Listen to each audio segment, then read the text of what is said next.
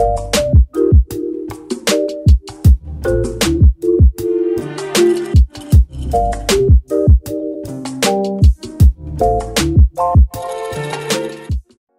good, everybody? It is your girl Nia, the video game her, and today we're going to be talking about ARMS. So just in case you guys don't really pay attention or you live under a rock, ARMS is Nintendo's newest attempt at a fighting game.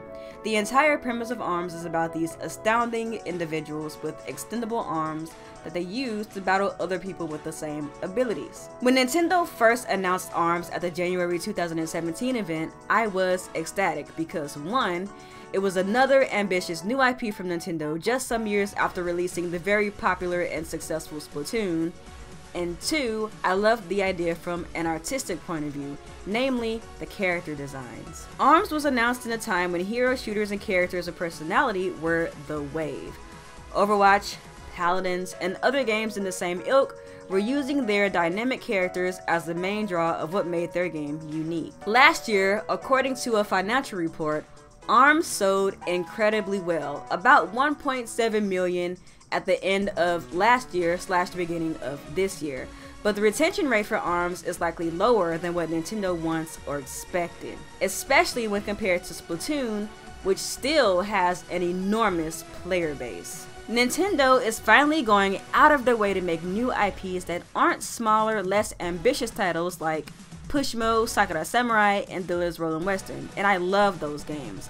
But I'm definitely grateful for ARMS. But let's talk about how Nintendo screwed up ARMS' potential.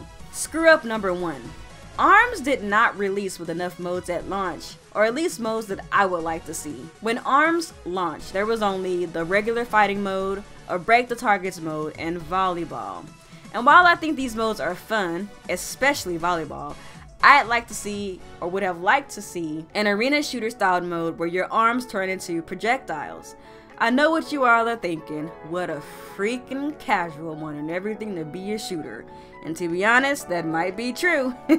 But the way that the characters are set up, and even Mr. Yabuki admitted that the inspiration behind the gameplay was due to shooters, ARMS as a game lends itself to a shooter style that would be an alternative to Splatoon. That is about your interaction between enemy players solely based on skill in your kit, with no added focus on capturing enemy territory like Turf War in Splatoon.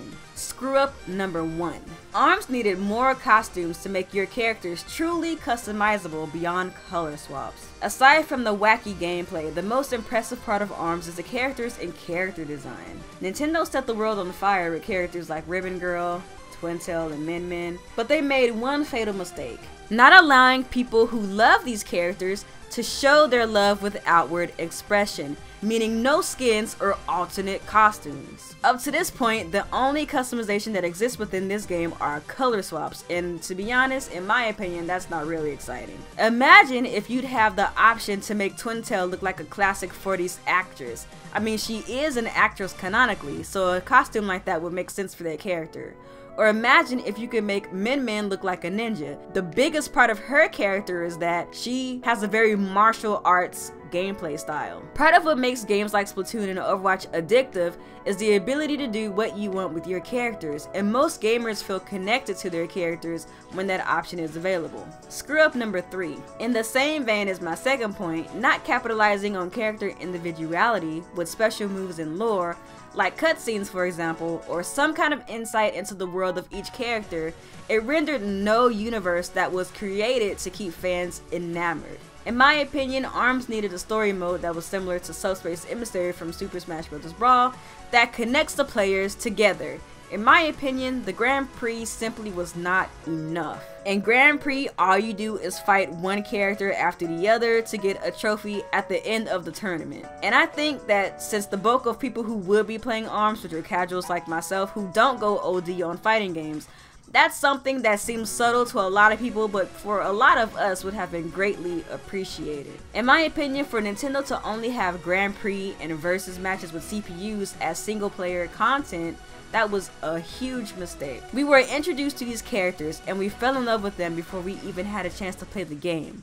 But Nintendo didn't really give us enough about these characters for that love to linger on. Outside of no real single player or lore, the characters themselves have nothing that truly differentiated themselves, even from a gameplay standpoint. Most fighting games have incorporated special moves unique to the characters in question. For example, in Super Smash Bros., Mario charges up his fireball for his final smash. In Overwatch, Tracer can rewind time.